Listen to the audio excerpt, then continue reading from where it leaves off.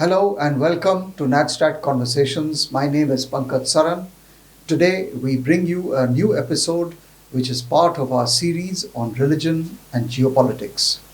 In the last episode, as part of this series, we spoke about political Islam.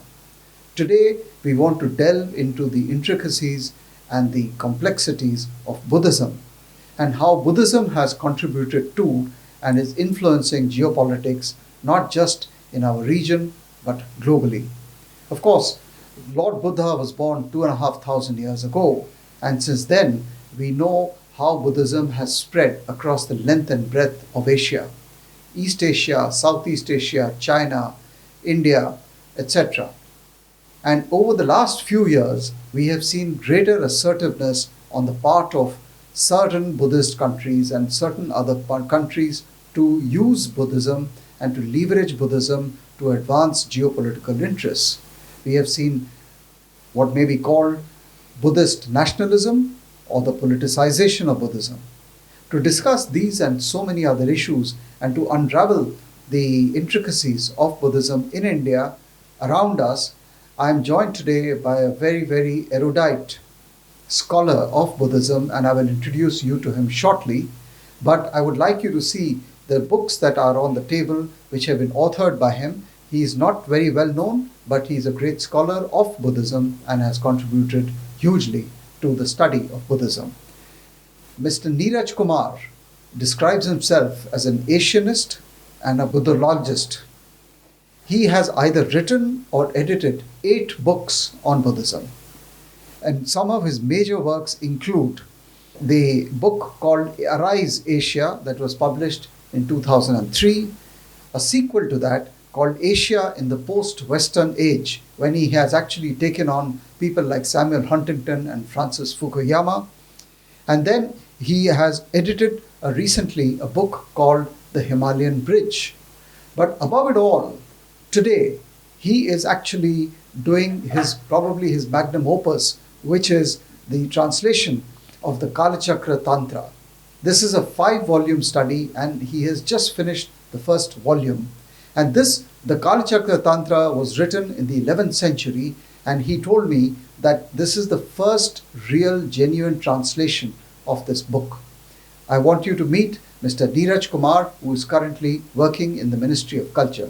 Niraj, thank you so much. And good evening, sir. Thank you very much for inviting us here. Thank you for coming, and we are really impressed by your scholarship, the amount you have written, the amount you have researched.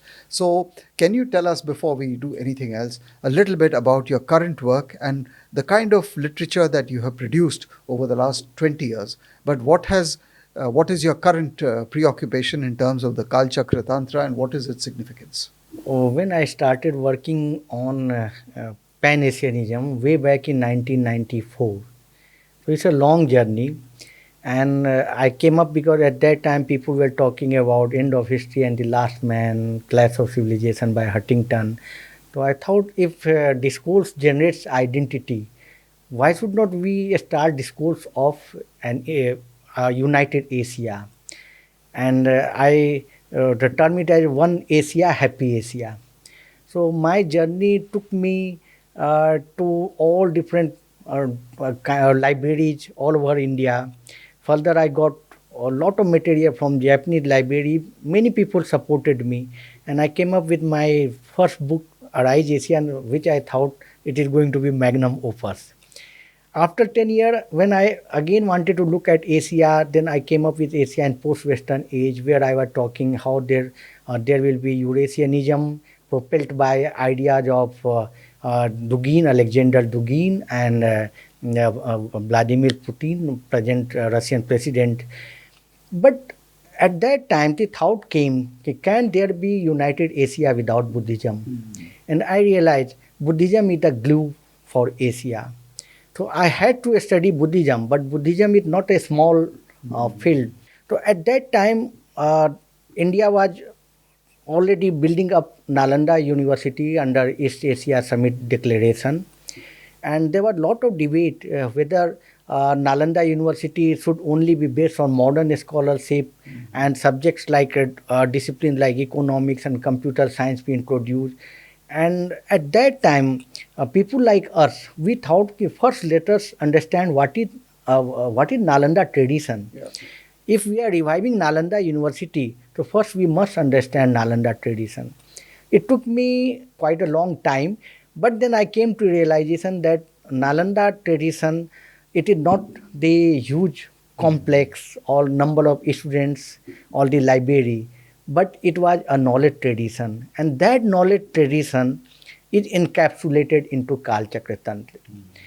Interestingly, Kalchakra Tantra is the last great Sanskrit text in Buddhism which was written in India, and it was written in the first half of 11th century. So for me, if to understand Asia you need Buddhism, then to understand Buddhism you need Nalanda tradition, and Kalchakra Tantra is the capsule of Nalanda tradition. So I shifted to a study of Kalchakra Tantra, and it had taken me almost now it is ninth year. I'm still working on it. That's remarkable, absolutely remarkable. And I think your work and contribution is absolutely priceless for the study and the understanding of what India contributed to the scholarly texts. And you spoke about the Nalanda tradition. And as you know, there is a big effort in India now to revive Bodh Gaya, to improve Bodh Gaya, and to go back to the Indian contributions to Buddhism. Because sometimes we forget that actually Lord Buddha achieved his enlightenment, and we know about such major Buddhist sites as Bodh Gaya, Sarnath, Rajgir, Kushinagar, Vaishali. This is a whole universe that exists in India. How are we doing in regard to recovering the Buddhist contribution of India, or the contribution of India to Buddhism in Asia? Sir, uh, there is a misconception that Buddhism disappeared from India. So first we need to overcome that misconception. Buddhism originated in India. India is the fountainhead of Buddhism. India remained the center of Buddhism throughout 2 millennia, and India continued to be the center of Buddhism. And that is self-evident. If one sees only last week on 14th September in Japan, Nalanda Mahavihar was inaugurated, and it is a huge complex built in Kobe region. We know how China prides itself that they have built their own Nalanda in Nanhai in Sanya Island. So uh, even in 21st century, when we are talking in 2020s, so it may be China or Japan, whatsoever Buddhist power it may be, they long for Indian centrality and Indian connection to Buddhism. The problem occurred when we start talking that Buddhism suddenly disappeared in India in 12th century, 13th century, but it's not true. In the sense that if you see even after, when the Kalchakra Tantra was written in India in 11th century, its impact was so huge that even Kublai Khan, when Kublai Khan died, so as part of his funerary ritual, the Kalchakra Tantra was printed, woodblock printing was done, and it was edited under supervision of one Drukpa monk, Orgenpa. So that was the importance of the Indian, and that was in Sanskrit. And when I try to find out whether Indian core of Buddhism that dissipated after 12th century, so I am finding no.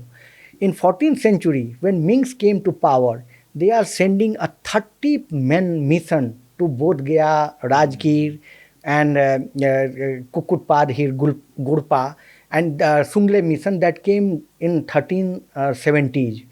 And when we find when the third Ming emperor, Yongle, he became emperor and he wanted to build a new forbidden city, what we say in Beijing, the new capital. So to preside over the inauguration ceremony, he invited Indian monk, and he was the abbot of Bodh Gaya, Sariputta. And when Sariputta arrives in China, in Beijing, he became the imperial preceptor of not only one Ming emperor but three Ming emperors. After Yongle, his son, and thereafter his grandson. And when Sariputta died, I'm talking about not Buddha disciple Sariputta, I'm talking about 15th century abbot of Bodh Gaya. When Sariputta died in 1426, there were three major relic stupas, one in Beijing and then Taiwan and Utaisan, which was made for, the Sariputta. So I'm talking about even during the golden age of Chinese history, Ming times, it's the centrality of India. And when we come to, say, 19th century, so again, it may be like Okakura is coming to Bodh Gaya. Japanese, they are coming to India and then going to Nepal and all these places. So similarly with Chinese, in fact, many Chinese nationalist leaders, they fled to India and they lived in Kalimpong, and then they contributed to Buddhist revival in their own country. So in a way, India continued to be the center even in 15th century, and when we see the record even in 18th century, Panchen Lama is going to Chinese court, and sixth Panchen Lama, he is assisted by one Indian master, Puran Giri Mahant. So India remained the core, center, and whatsoever new philosophy has been given in the field of Buddhism, that has always come from India. And after this, if Kalchakra Tantra is considered to be also the fourth vehicle, there are only three vehicles in Buddhism. First Theravada Hinayana, Mahayana, Vajrayana, and many people say Kalchakrayana or Sahajayana what he fold. All four vehicles came from India.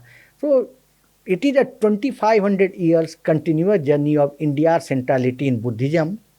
And without us, there could not have been such a dissemination of Buddhism in Asia or further. No, no. So you're absolutely right, and actually that binds today us with not only countries like Sri Lanka or Myanmar or Thailand or Taiwan or China, but the whole region. And Bodh Gaya as the center, or as let us say the Mecca of Buddhism, now is being developed, and I'm glad that the government is taking initiatives to revive the tradition of Bodh Gaya.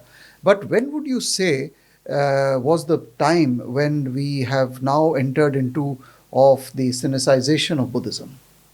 In fact, when co- China, communist takeover of China took place in 1949, few people realized that the Buddhist Association of China was formed when there was communism in China. It was formed in 1953. So I don't think like there is incompatibility between Buddhism and communism. And the problem came even during 1960s when we see China is doing relic diplomacy. And China is organizing a huge conference on Wenshan in late 1960s. The problem started with cultural revolution, and it was not only against Buddhism; it was against all other sects. Yeah. So once there was opening up of China in 1978. So again, the first religion which got impetus, that was Buddhism. And in the new constitution of China, as we all know, there is this right to practice religion is part of the new Chinese constitution. And this revival started simultaneously in 1980s. And the present president of China, Mr. Jinping's father, he was the one responsible for the inserting this part on religion in constitution and revival. And President Jinping was the first person who revived any Chinese temple, restored any Chinese temple after end of Cultural Revolution. That he did with Linji Temple in Hebei province. So I will say it's not a new phenomena. It all started after end of Cultural Revolution. But yes, when in 2015 Chinese president talked about Sinicization of religion, then a major boost to use the Buddhism as a soft power, and particularly along with BR when this Obor initiative Yeah, was the launched on BRI. 28th March 2015. So along with that, Buddhism, there is a push for Buddhism because they think Buddhism will be gluing BRI. And if you see even the root of BRI, so it reflects the Buddhist Yeah, ancient yeah, roots. yeah. It starts from the land root, starts from Jian, and this maritime route starts from the Canton, and China has started southern sea maritime Buddhism, Right. and on the other hand it is also promoting Jian and that land Buddhism. So this all started with BRI 2015 March, and now in fact it has means they have been pumping up lot of money and coming up with lot of institutions, because what Chinese are saying that they need to take control of all three language Buddhism, that was Pali, Han language, and then Tibetan language. But now even they are after Sanskrit Buddhism. So as of now in 2023 when we are talking, so China is working tirelessly to restore the Sanskrit manuscripts maybe in Potala Palace or Lepung Monastery or in their Forbidden City. So they are after Sanskrit Buddhism now. The International Buddhist Conference, which you are a part of and you provide the intellectual input and the scholarship, tell me a little more about that initiative. International Buddhist Confederation is being supported by Government of India, that was formed in 2011. But in a way, all this started when China already launched World Buddhist Forum in 2006. And interestingly, at that time, when the first World Buddhist Forum was held in Hangzhou, at that time the General Secretary of Chechiang was again President Xi Jinping. So this is interesting that the first temple which was restored after Cultural Revolution, it was done by President Xi Jinping, and then first World Buddhist Forum. And then China started holding it every 3 years. And then they started, trying to use it as a political tool. So naturally India being the center, although India had to go with its own Buddhist confederation. So now even Japan is having their World Buddhist Conference. Thailand is having their own World Buddhist Conference. Now Russia has entered into that league with recent conferences in Buryatia, Ulan Ude. And then Pakistan, they held a huge conference in July on Buddhism, and that was the dinner was hosted by Pakistani president.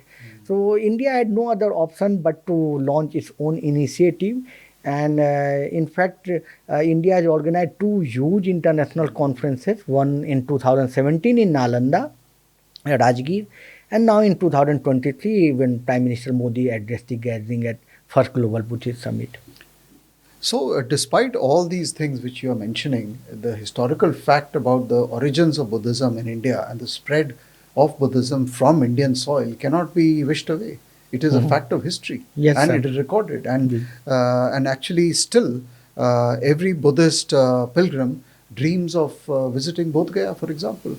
So that is a reality. But can you, since we are talking about China, let's continue with this. And can you tell me a little more about the intricacies within Tibetan Buddhism, the Tibetan monasteries, what is happening with regard to the different sects, the Gelugpa and the Karmapa, a little bit about the politics and the inner dynamics of Tibetan Buddhism. Then after that, we can discuss a little bit about Himalayan Buddhism and the rest of the Buddhism which emanates from the rest of India.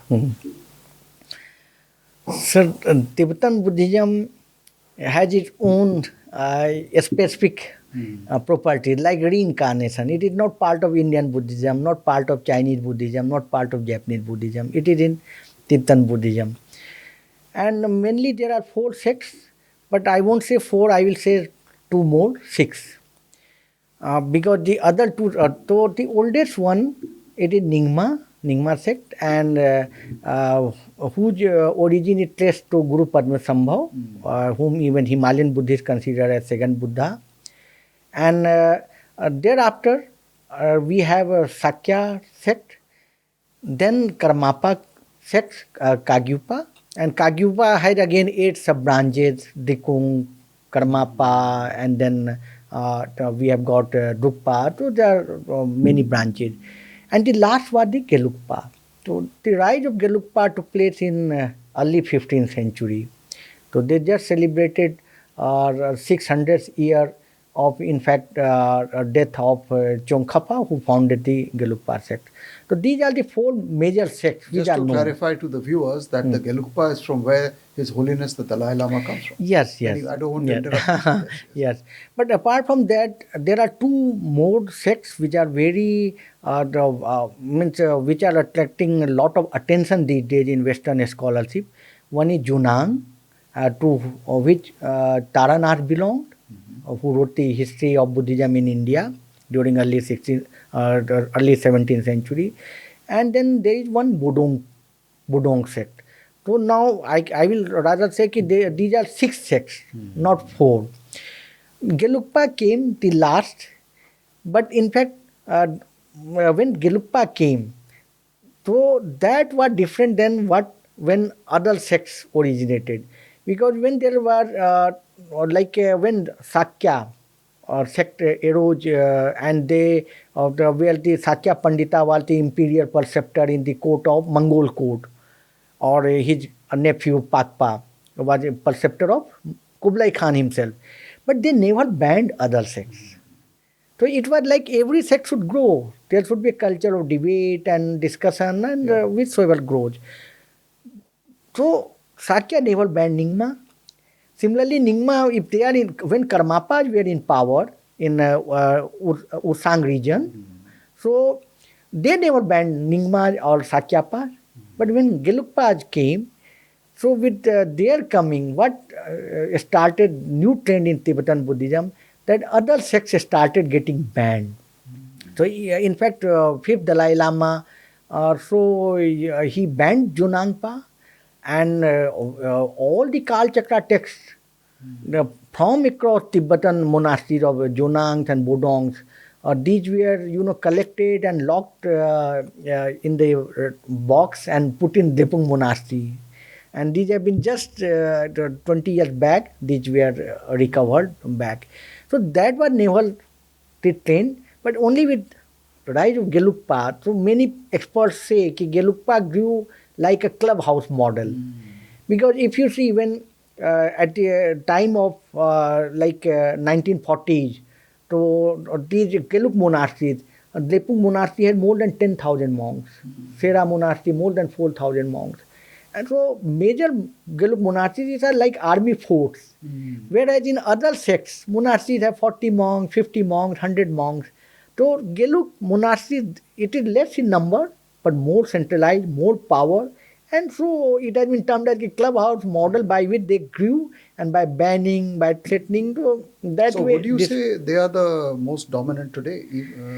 Yes, political power is with Gelugpa. Like in Tibet, Dalai Lama ji, he was the temporal head also. Correct. So he belonged to Gelugpa. Then Panchen Lama, Pandit Chenpo Lama. So the greatest scholar of Tibet, Panchen Lama. So he's again Gelugpa.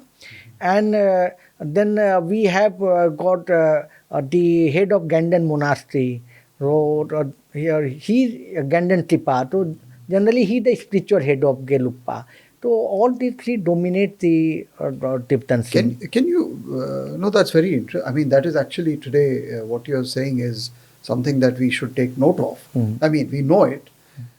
On the reincarnation issue, what are the different modes or the ways, and what are the interpretations of the whole issue of reincarnation? So reincarnation was never part of Nalanda tradition. And in fact, his 14th Dalai Lama, His Holiness, he himself said in 2019 that it was not part of original Nalanda tradition or Indian Buddhism. and we should part away with this feudal system. This is a statement of 14th Dalai Lama himself. So it was introduced in 1280 during Kublai Khan court when second Karmapa he died. So he told his disciple Orgenpa that he would reincarnate. So that is the first reincarnation, or third Karmapa Rangjung Dolji. And if you see till 1450s, the data have been compiled. There were 18 reincarnation, 1-8. Out of that, there were 3 female reincarnation lineages. And the reincarnation was, it was across all other sects. It was among Nyingmas, it was among Sakya, it was among Karmapa, it was among Bodong, it was among Junang. So it was spread across sects. But with the rise of Gelugpa, because they came into existence in 1409, by 1450s, they had already centralized some power. So with rise of Gelugpa, what happened?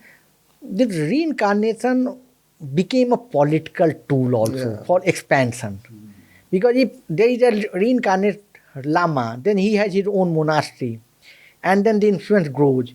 So in first 160 years of reincarnation, there were only 18 reincarnate Lamas, but at present, only in China, it had to be registered with Sara. There are 1311 reincarnate Tulkus. And there is an estimate that in India, it won't be less than 350. And the reincarnation which started first from, if you say, from central Tibet, and then it went to peripheries, and then it went to even Nepal and Ladakh and these places. And now we are finding reincarnate Lama even in Western countries. They are reincarnating. So there are different modes of reincarnation. Reincarnation can be done even when one is alive. This is what His Holiness stated in his long 2011 statement, that a high Lama, he can reincarnate as Madhe Tulku. Madhe means mind reincarnation. So even if he is alive, he can reincarnate, and not in one body, he can reincarnate into thousands of bodies at one go. But it is only for high Lamas. So earlier in Buddhist history, we have seen one Lama reincarnating into 11 different Lamas. One Lama reincarnating into different geographies. One reincarnation in Bhutan, one reincarnation into Tibet. Then they say where they have mind reincarnation, then body reincarnation, speech reincarnation, action reincarnation. So that kind of, and then quality reincarnation. So one Lama can at least have 5 reincarnations. And these have taken place in the history. So that is very fascinating history. It's a fascinating. And in fact, someone can also reincarnate as women. So we have out of those 3 reincarnation lineage of women which happened before 1450, one is still alive, and she is in southwest China the region, but that is a continuing tradition. So one can reincarnate as a female also. But all these, like female reincarnation, that in a way stopped when the Gelugpas started dominating after 5th Dalai Lama. Just to quickly jump to the contemporary, you may like to comment or you may not like to comment, but in the modern era, in the contemporary era, we find manifestations of Buddhist nationalism, like for example in Sri Lanka, where the Buddhist clergy tries to dominate the minority, or in Myanmar, where the monks try to dominate the social and political, or in Thailand, we find assertiveness. Have you studied this? Do you have anything to comment on this? What seems to be a kind of a more contemporary trend of Buddhism, which some scholars are studying? Sir, I won't say it's only contemporary trend, because if one sees during 1950s and 60s, the Buddhism was a tool which was used against spread of communism in Asia. So at that time it was being supported by Sito also, Buddhism as a tool, and there was a lot of violence and mass burning of monks. So it's quite old. And I think Buddhism, when it mixes with nationalism, because Buddhism is basically its universal religion. It talks about compassion, peace. So once you localize it, then it becomes a militant ideology. So this is the problem. Like it may be if Thailand comes through it with its own specific characteristics of Buddhism, which is only limited to Thailand. Then I think it had tendency to degenerate into that militancy. So the Buddhism of the earlier time, like Indian Buddhism, so it is very pure, it is universal. But if you start having Chinese characteristic into Buddhism, Correct. which is attained, then I'm afraid same kind of the militant, religiosity may arise. Can we switch a little bit now to Himalayan Buddhism? Yes. And tell me about that. We were talking about it outside the room. Tell me a little bit more about the current status and the monasteries and the status of Himalayan Buddhism, and a little much more about Bodh Gaya. But let's start with Himalayan. Sir, in Himalayas, we know like there are two major pockets on both extremities of Himalayas. We have Ladakh and then we have Tawang. So this too is very fascinating. Yeah. And in Ladakh, basically it was a Drukpa dominated, and Ladakh and Bhutan, they consider themselves as sister because both were against expansion of Tibetan, but not Tibetan. I won't say Tibetan. It was when the Geluk, expansionism was taking place with support of Mongols. So Bhutan and Ladakh came together. So they have Drukpa dominance at present. But it's still there, still It's still, huh? And then in Himachal, if we come, so now in Spiti, it is basically Geluk dominated, and then Lahul, so it is in a way a mix. Ningma also, Geluk also, Kinnor is Drukpa, and then when we come to Sikkim, it is Ningma, and when we come to Tawang, so Tawang was earlier Ningma, now it is Drukpa. But other portion in west coming like Rupa and Tija is still Ningma. So in a way, this whole belt of Himalayas, they had either Ningma or we have Kagyupa or Sakyapa. But only in recent days, we have local converts who have, or some monasteries who have converted to Gelugpas.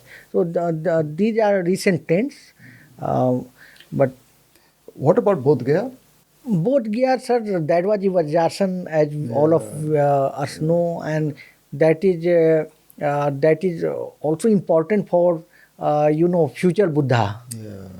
Because it is said that the future Buddha, if he had to arise, or he will arise in Bodhi Manda, where the last Buddha either got enlightenment or he left his body. So Bodh Gaya is also the Bodhi Manda. So Bodh Gaya remains the center of the Buddhist universe. Recently, Government of India had done a lot of good work for Bodh Gaya, and but more needs to be done. So government had a lot of plans, and let us hope that Bodh Gaya regains ascendancy, which it had. And I must add, Bodh Gaya was so cosmopolitan that I remember in late 11th century, there was a monk, prince monk from Chichia Empire, Sami Losa Chava, who became abbot of Bodh Gaya temple. So a foreigner in 11th century could become abbot of Bodh Gaya. So that was the culture of Bodh Gaya. It was actually the Buddhist core of the Buddhist universe. Capital of the Buddhism. Global Buddhism. And global Buddhism. And recently, if we see like a lot of Chinese, they want to come to Bodh Gaya. Yeah. So for them, whatsoever development had taken place to our Buddhist infrastructure, but they long for going to Bodh Gaya. So Bodh Gaya is the most revered pilgrimage any Buddhist can undertake. Yes, sir. And that is to Bodh Gaya. Yes, sir. More than Lumbini. More than Lumbini. Because that is where the enlightenment came. Yes, sir. And so it is a very sacred destination. Yes, sir. This is the Vajrasan. Yes. This is the Vajrasan. So what do you think of the scholarship of Buddhism in India now that you are so inside the whole but a narrow circle of scholars and academics. And for you, it's a labor of love. I mean, you have done it for the last couple of decades. And the kind of books you've written. What is your impression that do we have enough scholars? Do we have enough knowledge? And are we talking enough about Buddhism in India? Sir, I'm afraid we don't have that kind of, scholarship right now.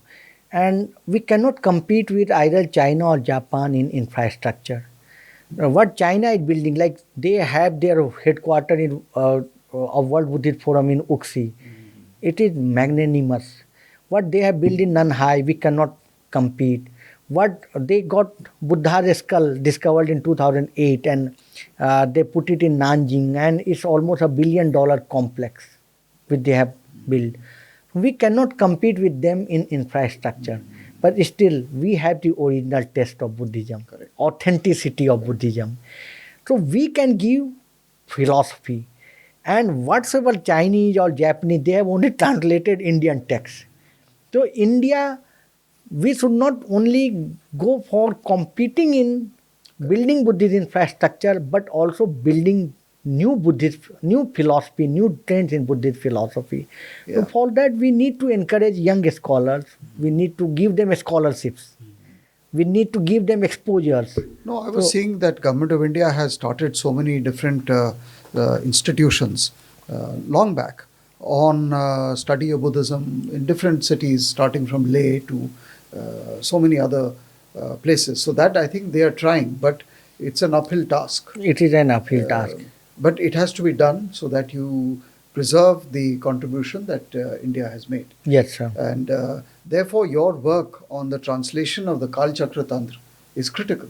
Yes, sir. It's critical. And just a few words on that, and we will wind up. Yes, sir. How difficult it has been for you, and how many years it has taken for you, even to do the first volume. So say there is a word called Kha Kar Nipati. Kha is a space, Kar is hands, Nipati is king.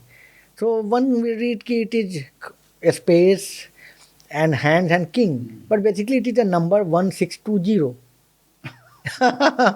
And that number comes from the motion of moon across the circle of constellations. My goodness. So 27 nakshatra multiplied by 16 RD, that becomes 1620, and that is this Khakar Nipati. So this is such a coded text that it had taken almost when the Hungarian Alexander Choma de Koros, he talked about Kalchakra in late 1820s and he wrote an essay in 1831. So from that time, it's almost 200 years when modern scholarship is struggling to translate it. I took up the challenge. Some portions were being translated, but these are plain translations, no explanation. So what I have undertaken, I have translated, done translation from Sanskrit original, but I have also done, Padbhanjan. I have separated each and every word of the Kalchakra Tantra text and given its meaning, then translation, and detailed commentary, and that too with using a lot of modern tools, analytical tools. So what have you found as the primary principal message of the first volume? If you were to, for Yes, sir. layman. In first volume, I have written a long introduction to 25 pages where I have already 200 pages. 225-page long introduction. Is only the introduction. Yes, sir. So it's a 685-page book, the first volume, and the whole project is almost 2,700 pages. My And goodness. all 5 volumes are ready, but one by one it will be printed. So, sir, what Kalchakra talks about, it talks about a universal algorithm. And that is why it becomes relevant for present contemporary contemporary world and knowledge tradition also. It said there are 3 different dimensions of the reality. One is physical universe, one is biological universe, and one is symbolic universe. And in all 3 dimensions of reality, in flow of time, there is dissipation. In symbolic, you have information loss. In living beings, we have death. And in physical universe, we have decay. And it says that loss in flow of time follows an algorithmic process, which is mathematical in nature. That is interesting. So they say कि it's a common process, a universal algorithm with mathematical basis. That was their search. So for me it is fascinating that say in future when machines become conscious, self-aware, when AGI comes say by 2060 or 70, and we need some kind of transcendental philosophy to tame them. Then Kalchakra provides a proto template for a transcendental philosophy which can be acceptable to conscious machines So this and was all humans. written in the 11th century. Early 11th century, and sir. in Sanskrit. In Sanskrit. So this is the mother of all books. Yes, sir. Almost there are 50 subjects here. You have got such, and for the first time, Hatha Yoga term was used here only. My God. Well, Neeraj, thank you very much. I think what you are doing is absolutely remarkable. And in terms of giving this scholarship and bringing back to life the whole realm of Buddhism, both in terms of its learning and its scholarship, as well as its strategic and global importance. And this is something which India possesses, and we become a sort of a leading light and a guiding path to all the countries of the Asian region. And therefore, it's remarkable that you're also in the same breath also talking about the Asian resurgence, Yes, sir. which is a very strategic concept. Yes, sir. So thank you very much. I wish you all the best. Thank so you much. very much. Thank you Sir. for Thank you coming. very much, sir. Thank you. Thank you.